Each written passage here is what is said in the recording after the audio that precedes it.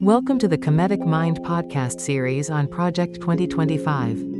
Your AI hosts are here to guide you through the insights of the first 100 pages, diving deep into the core themes, ideas, and revelations. Let's explore this journey together. All right, buckle up, everybody, because today we are taking a deep dive into conservative policy recommendations. You got it. We've got this hefty document you gave me called Mandate for Leadership, the Conservative Promise. That's the one. And we're going to be focusing specifically on the first 100 pages for you all today.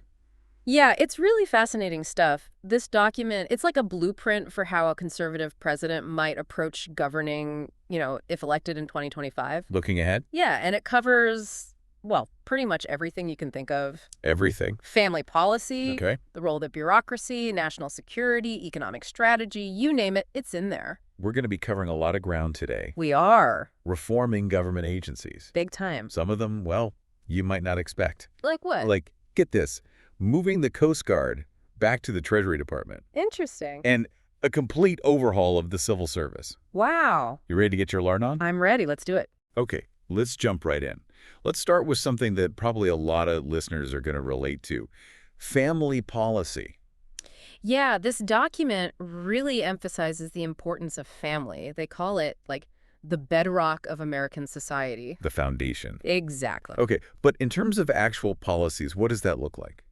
So they argue the government should really be actively supporting families. Not just talking about it. Not just with words, yeah, but with actual policies that, encourage marriage, make it easier to raise kids. They talk about getting rid of the marriage penalties, those things that are kind of hidden in the tax code. Right. And even federal welfare programs. They want to restructure parts of those. Interesting. They want to see work requirements for food stamps. Okay. And really, a big push to strengthen what they call, quote, the American family, end quote. That using government power to restore the American family part? Yeah. That's a little, I don't know. Yeah, it's a little eyebrow raising, isn't it? It kind of makes you wonder, how far do they think the government should go? Right. In promoting a specific vision of what a family should look like.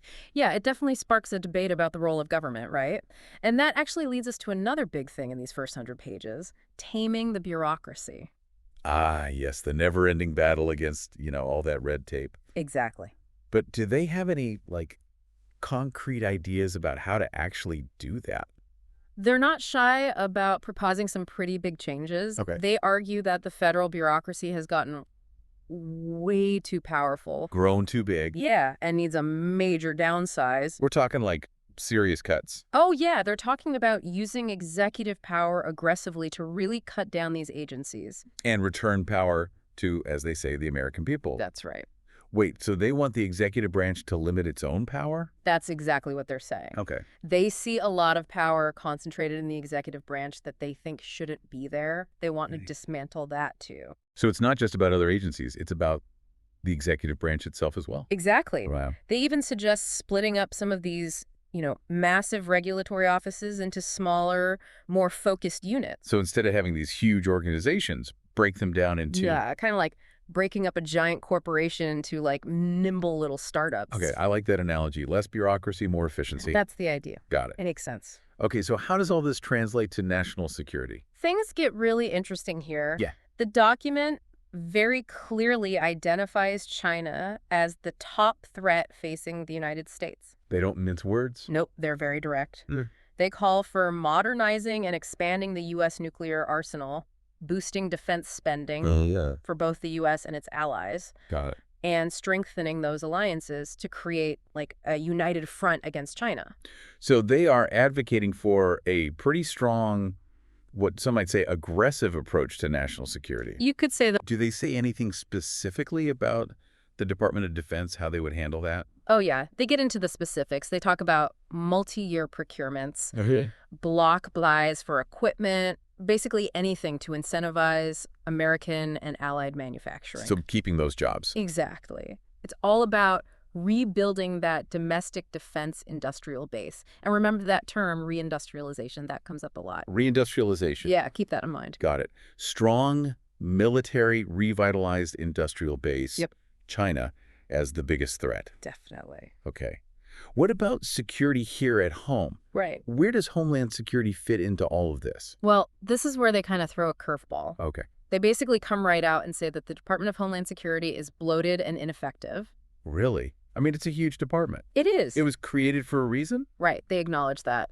But they say it's become this, like, bureaucratic monster Okay. that's lost its focus. They even suggest that, a future president could shrink it or even eliminate it entirely. Whoa, that's a pretty big move. It would be radical. I can't imagine that would go over very well. Probably not, you're right. Um, But in the meantime, they suggest using, the Secretary of Homeland Security's existing authority to kind of soft close certain parts of the department. So more targeted cuts. Right, and shifting resources to what they consider the most essential functions. So they're refocusing their priorities. Exactly. What about specific agencies within Homeland Security? Anything that stands out there? Oh, there's a big one.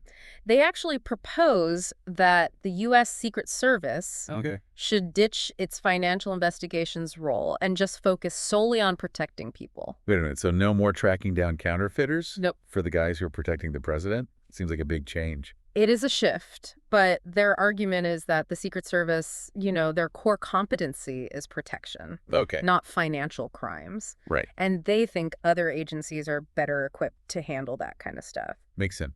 It's all about prioritizing Right. using resources effectively. Okay. I'm starting to see a pattern here. What's that? Streamline the bureaucracy. Focus on core missions. Yeah. And don't be afraid to make big changes. Exactly. And that same skepticism of, sprawling institutions, it applies to how they view science and research within the government. Ooh, that's a hot topic these days. It is. What's their take on that? They express a lot of doubt about how science is being used or maybe misused for political purposes. Okay. They call for a really critical look at government-funded research. Right. And they even suggest that any assessments that were prepared under the Biden administration, just toss them out. Wow. They really don't like what they're seeing there. Not really. They seem particularly concerned about climate change research coming out of the current administration. So they're suspicious of the motives behind some of that research. They seem to think it's politically biased, yeah. So what do they want to see instead? They want a system where scientific bodies just stick to giving information and advice, and then the elected officials and ultimately the public make the final decisions. So a clear separation between scientists and policymakers. Right. It's about making sure those policy decisions are driven by people who are actually accountable to the public. Instead of unelected experts. Right. That's definitely going to generate some discussion. For sure. It sounds like they're pushing back against this idea of experts dictating policy. That's a good way to put it. But we're going to get into that a little bit more later. Sounds good. But for now, let's shift gears Okay. and talk about education reform. What's their vision for that? They're all about empowering parents Okay. and expanding educational freedom. They want to make federal education spending portable. What does that mean? So parents could use it to fund their kids' education at all kinds of institutions, Yeah. including private schools. They even talk about tax credits to encourage people to contribute to these K through 12 education savings accounts. So giving parents more control over where their kids go to school. Exactly. And how their education dollars are spent. What about the Department of Education itself? Any plans for that big department? They're proposing a Department of Education Reorganization Act, which would probably mean downsizing it and refocusing it. Okay. They also want to roll back or eliminate a whole bunch of Biden administration education regulations. It sounds like they want a pretty big shift in power away from the federal government That's right. and towards parents and local communities. Absolutely. And along with that school choice, they really emphasize parental rights in education. They actually say these rights should be treated as fundamental, like free speech and freedom of religion. That's a pretty strong statement about the role of parents in their kids' education. It is. They're basically saying that parents should have the final say. Okay, and that brings us to their recommendations for energy and environmental policy. Right, which are really interesting because they tie into their whole view of the free market. Okay, let's hear it. What's their take on energy? They want a free market approach. They say get rid of the Department of Energy's applied energy programs. What does that mean in plain English? Basically, the government shouldn't be picking winners and losers when it comes to energy. So no more subsidies for certain energy sources. That's right. Okay. They want to end those market distortions, stop shifting the risk of developing new technologies onto taxpayers, and let the Federal Energy Regulatory Commission, that's FERC, make sure that we're properly valuing reliable and dispatchable energy sources. They're really big on just getting the government out of the energy sector. Less government, more free market. Exactly. But what about environmental protection? Because that often requires, some level of government regulation. They acknowledge that. Okay. They say environmental protection is important, but they think the current approach is way too heavy-handed Okay. and often driven by ideology, not sound science. So what do they propose? They want to reform the EPA. The Environmental Protection Agency. Yep. Streamline its lab structure, cut off funding for programs they say are unauthorized, and even revise or repeal some of the older environmental statutes that they think are outdated. Wow, they're not afraid to go there. Nope. So less regulation, more reliance on the free market, Right. and focusing on what they consider to be sound science. Exactly. Okay, so that's a pretty clear vision for how they would approach energy and environmental policy. It is. We've covered a lot of ground just in these first 100 pages, We have from families and the bureaucracy to national security and energy. a lot to unpack. There's a lot here. Yeah. It's a pretty comprehensive look at how a conservative administration might approach governing if they take office in 2025. And even though some of these proposals are really bold, you can see they all come from this consistent set of values and principles. It's fascinating. It really gives you a glimpse into how they see the world and how they would approach governing. It does, and it definitely raises a lot of questions. For sure. But before we start really analyzing these proposals and what they might mean if they were put into practice, we need to take a quick break. We'll be right back. Welcome back. We're back. All right, so we're really deep in the weeds now with these conservative policy recommendations from Mandate for Leadership. That's right. We talked about shrinking the bureaucracy, Yeah. but I'm curious, how that actually plays out. Okay. Where do they actually suggest making cuts? Well, we talked about the Department of Homeland Security already. Right. But they don't stop there. Okay. They go after the civil service itself. Oh, wow. They say the current system is bloated, too focused on employee rights, Okay. and not enough on accountability. So if you're a federal employee listening to this, Yeah. you might want to pay attention here. This is for you. What kind of changes are we talking about? They want to make it way easier to fire federal employees who aren't performing. Okay. They want a system that rewards results, not just seniority. Makes sense. Streamlining the hiring process is another big one. Okay. They think the current system is just way too cumbersome. It sounds like they really want to shake things up. They do. Bring some private sector thinking into the federal workforce. Yeah. Efficiency, less red tape. Right. But is that even possible? That's a good question. I mean, the federal government is a massive machine. It is. It's huge. Can you really change a culture that's been in place for decades? Right. And what about, the downsides? Could this create fear and instability among federal workers? That's a possibility. Yeah. Okay, let's move on to national defense. Right. We know they see China as the top threat, but how do they recommend countering that? Okay. What about their vision for the Department of Defense? They call for a major overhaul. And remember that word, reindustrialization? Yeah. That's at the heart of their defense strategy. Okay. They want to see American manufacturing make a comeback, especially for defense equipment. Okay, so more made in America. Exactly. Multi-year contracts, block buys, strengthening those Buy American provisions. Keeping those dollars here. Exactly. Rebuilding that defense industrial base here at home. So a more self-reliant, robust defense industrial base. Yeah. But how do they see that playing out? What would this reindustrialization look like? Think steel mills churning out armor plating, factories humming with the production of weapons systems, Wow. shipyards bustling with activity, new warships being built. So bringing back those industries? Exactly. Revitalizing them. Those jobs. Yep. And bolstering national security all at the same time.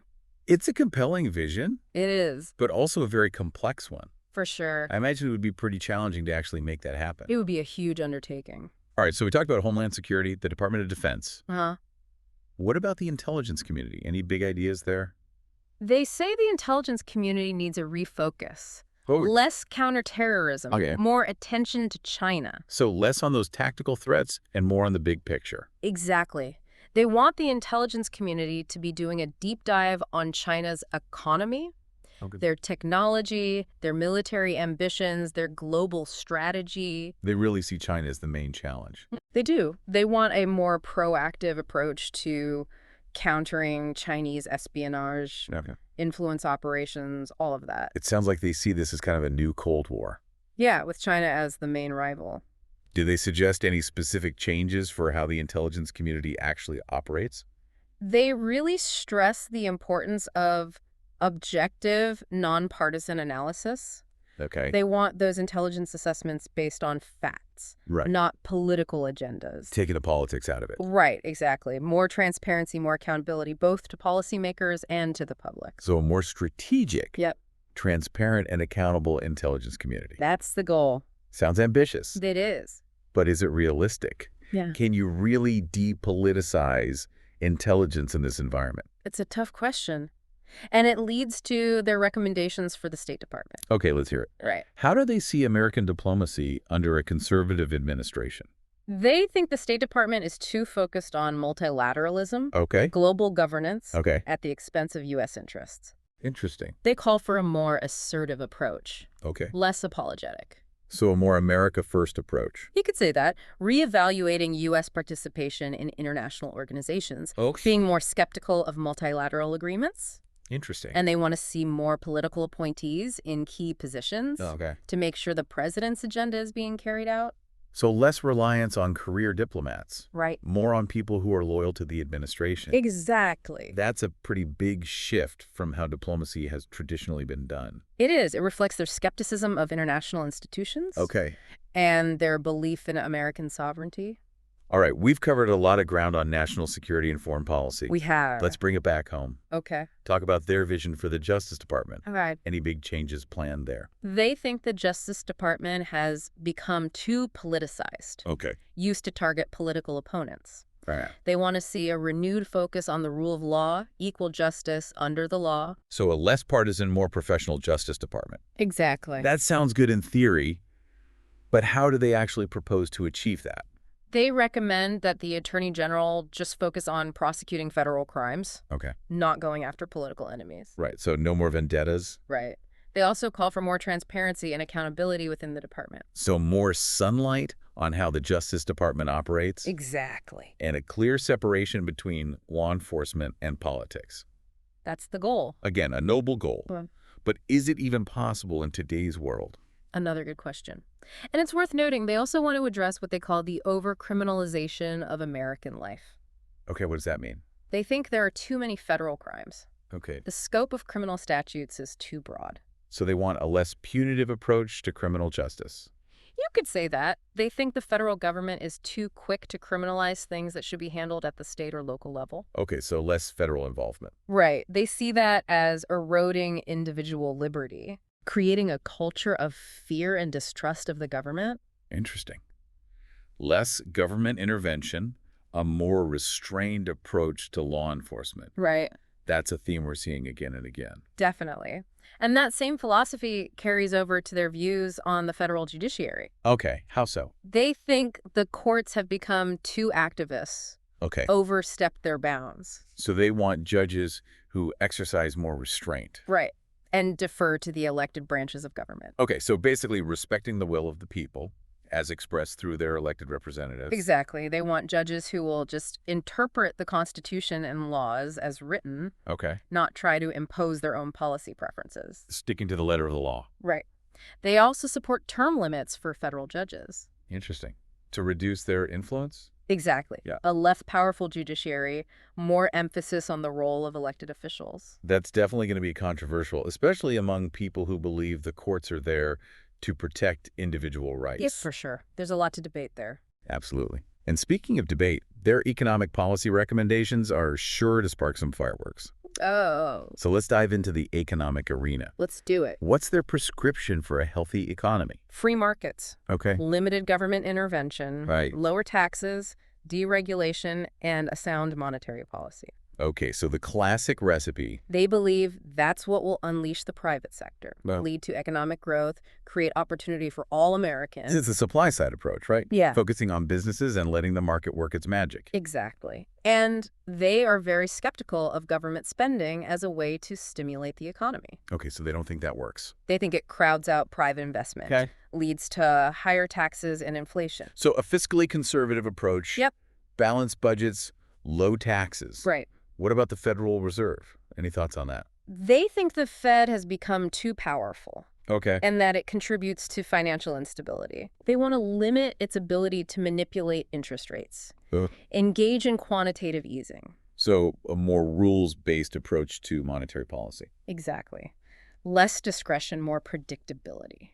Okay, because they think that will lead to long-term economic growth. Right. A more stable environment for businesses to operate in. But what about those who say that the Fed needs to be able to respond to economic shocks? It's a good point. Like, what if there's a sudden crisis? Right. But they would argue that too much flexibility has led to those market distortions and asset bubbles that end up hurting the economy. Okay, so they see that flexibility as a risk. Yeah, a risk that's not worth taking. Okay, let's talk about social welfare programs. All right. Something that's always at the center of these political debates. It is. What's their take on programs like welfare, Social Security, Medicare? They say the current welfare system is too generous, Okay. that it's created a culture of dependency. Right. They want to see those programs reduced in size and scope, work requirements for people who are able to work. Right. And a big emphasis on personal responsibility. So a tougher approach to welfare focused on self-sufficiency.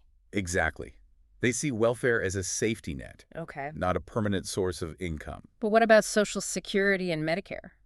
Millions of Americans rely on those programs. They know that, Okay. but they also say those programs are on an unsustainable path. Okay. So something needs to change. They recommend things like raising the retirement age, Okay. reducing benefits for higher income earners, All right. introducing market-based reforms to keep costs under control. So finding ways to save those programs. Yeah, they're not saying get rid of them, Okay. but they do think reforms are needed to prevent them from bankrupting the country. It's a tough balance, right?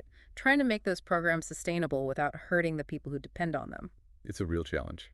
All right, let's wrap up this section by talking about their vision for education reform. Okay. What are their key ideas there? School choice is huge for them. They believe that parents should have the right to choose the best education for their kids, Okay. no matter where they live or how much money they make. So giving parents more options. Exactly. Right. Expanding charter schools, vouchers for low-income families, Right. letting federal education funding follow students to the school of their choice. So a more market-based approach to education. Right. Introducing Right. competition. Exactly. They think that will lead to better schools and more successful students. But what about the Department of Education? They want to reduce the federal government's role, Okay. return control to states and local governments. So less Washington, more local control. Right. They even suggest abolishing the Department of Education, Wow. or at least significantly reducing its power. It's a pretty bold vision. It is. Emphasizing parental choice, local control. But what about concerns that this could lead to more inequality in the education system? That's a valid point. It is. But they would argue that the current system is already failing too many students, especially low-income students.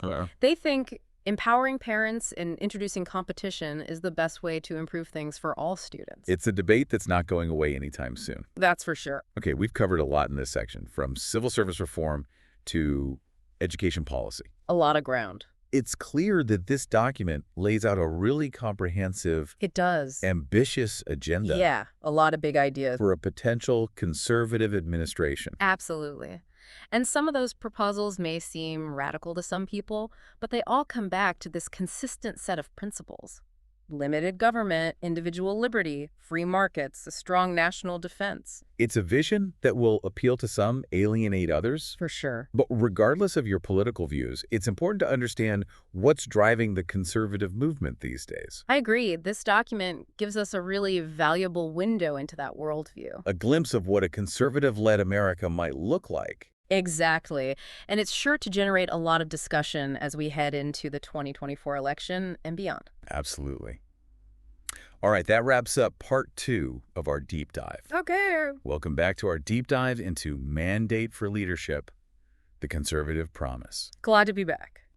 We've really dug into the specifics, all those policy recommendations. Yeah, a lot of them. But now I'm kind of curious about the bigger picture. Okay, yeah. What are the big ideas connecting everything? What's the core philosophy, behind all of this? Well, one of the things that really jumps out is this deep skepticism of, big institutions, Okay. large centralized institutions, whether it's the federal bureaucracy or the scientific establishment, Right. or even those big international organizations. Yeah, the UN, that kind of thing. Exactly. They just think they've accumulated too much power, Ugh.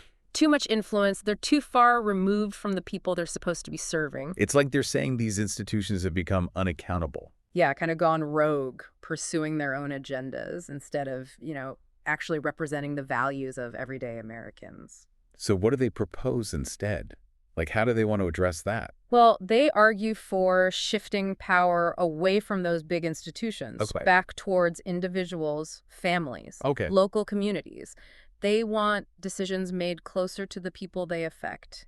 It's a very grassroots vision, isn't it? It is. Empowering individuals and communities, limiting the size and scope of government. Exactly. It reminds me of those, classic Jeffersonian ideals: limited government, individual liberty, self-reliance. You're right. That's a really good comparison. Those ideas seem to be like woven through this whole document. They are. Like focus on individual liberty especially. Yeah, but there's also that emphasis on American strength, Right. sovereignty, especially with their concerns about China. Right, like a more muscular approach to foreign policy. Absolutely. They want to see a much more assertive, less apologetic kind of diplomacy. Putting America first? You could say that.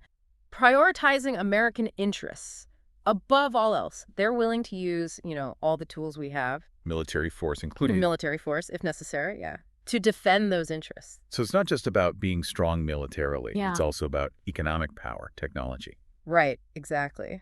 They talk a lot about policies that would, bolster American competitiveness. Okay. Things like cutting taxes, reducing regulations, investing in research and development, strengthening manufacturing here at home. So making sure America stays on top. Exactly. Maintaining that global leadership in the 21st century. But at the same time, always with that healthy dose of skepticism towards those big institutions. Right, both at home and abroad. Exactly. They just don't trust them to have the best interests of everyday Americans at heart. Okay, so we've identified some of the big themes, the principles behind this conservative agenda. We have. Now let's talk about, the potential impact. What would happen if a conservative administration actually tried to implement these ideas? Well, first of all, we have to remember that this is just a blueprint, Right. a set of ideas.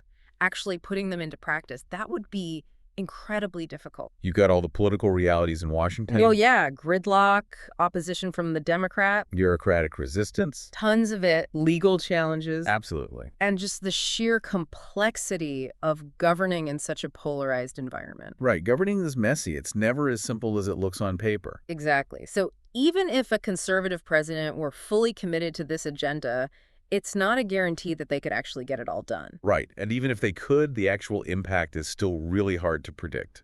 Because there are so many factors involved. So many. The political climate, the economy, what's going on in the world, who knows? Exactly. But let's just, for the sake of argument, imagine that they could implement some of these proposals. Okay, yeah. What kind of changes might we see? Well, if they were successful in shrinking the federal government, Okay. we might see a real shift in power away from Washington. Back towards states and local communities. More local control. Exactly.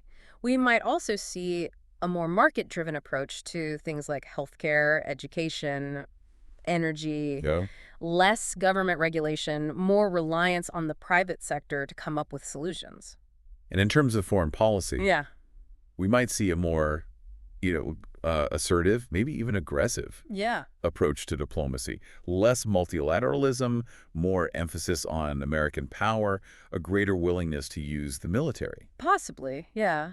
But again, it's really impossible to say for sure. It would all depend on so many factors. Right. And it's important to remember that there are valid arguments on both sides of these issues. Absolutely. Some people might say that these proposals are too radical, that they would dismantle important social safety nets, Right. or weaken environmental protections. Yeah, those are definitely concerns. Others might say that they're not bold enough, that they wouldn't really address the root causes of the problems we're facing. So there's a lot of room for debate. A lot of room. And ultimately, it's up to the American people to decide whether they support this vision. Right, it's their choice. Well said. And that brings us to the end of our deep dive into Mandate for Leadership, the Conservative Promise. Wow, we covered a lot. We really did. All those policy recommendations, the big themes, the principles. The potential impact. Everything. Yeah, it's been a fascinating journey. This document really gives us a glimpse into, the conservative worldview. It does. A roadmap for how they might govern, if given the chance. It's a really valuable resource for anyone who wants to understand where the conservative movement is headed. It's thought-provoking, for sure. Definitely. It raises a lot of big questions about the role of government, Yeah. the balance of power in society, The future of American politics. the future of American culture. It's all connected. Absolutely. And those questions are going to be debated for years to come, especially as we head into the 2024 election. No doubt about it. Well, thanks for joining us on this deep dive. It's been a pleasure. We hope you found it informative. And thought-provoking. Keep those brains buzzing, and we'll see you next time. Thank you for tuning in to the Kemetic Mind podcast. For more insights, resources, and updates, visit us at kmtcminds.com. We appreciate your support and subscription. Stay connected as we continue to explore new perspectives and knowledge.